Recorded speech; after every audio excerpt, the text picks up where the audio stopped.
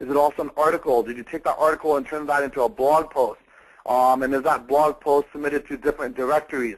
And has that been sent to Twitter? And if it has been sent to Twitter, how many people have retweeted it or, re-forwarded it? And has that been pasted on your Facebook page? And, so the more that same piece of content gets spun around on all these different social networks, and at the same time, the more people that are commenting on it, adding to it, sharing it, rating it, adding it to their favorites, retweeting it, forwarding it, anything, that's actually going to be helping you from an organic perspective and making you get the most qualified traffic. It's actually interesting because before, from an SEO perspective, we were always worried about duplicated content. And we talked about, well, if you've got a page of content here, you don't want to have the same piece of content somewhere else. Otherwise, Google sort of gives you a slap and then they penalize you for it, which is still the case. You still do that with regular content.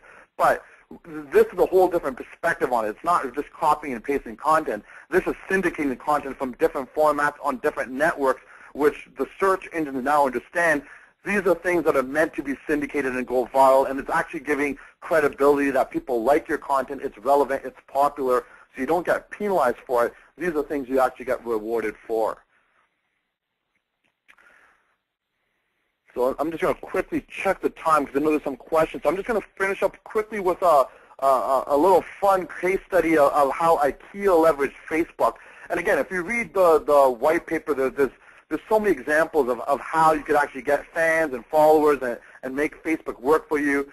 Burger King had a great example of sacrifice your friend, and they pretty much said, hey, if you delete 10 of your friends on Facebook, we will give you a free Whopper. So they kind of made it interesting and viral from that perspective. IKEA, they were opening up a new store. So during a 2-week period, they actually uploaded different pictures of their showrooms to their actual Facebook fan page. So here were some of the pictures that they uploaded. And what they did was they ran a contest that said the person that actually tagged their name on the product first won it. And people that are not familiar with what tagging is, basically if anybody uploads a picture of Facebook, uploads a picture to Facebook, you're able to sort of make a box around it and put a name to it. So if RT, for example, uploaded a picture of everybody at WSI, I could actually take a box around my face and say, hey, this is Baltage Gill, so all my friends and family could see that I'm part of this picture, and so forth. So it's sort of, you're reserving an area of the photo as part of yourself. So they took that functionality of Facebook and said, look, if you start selecting products that we have on our display in our showrooms, we will actually give you that product. So for example, somebody would take this, it looks like a lamppost,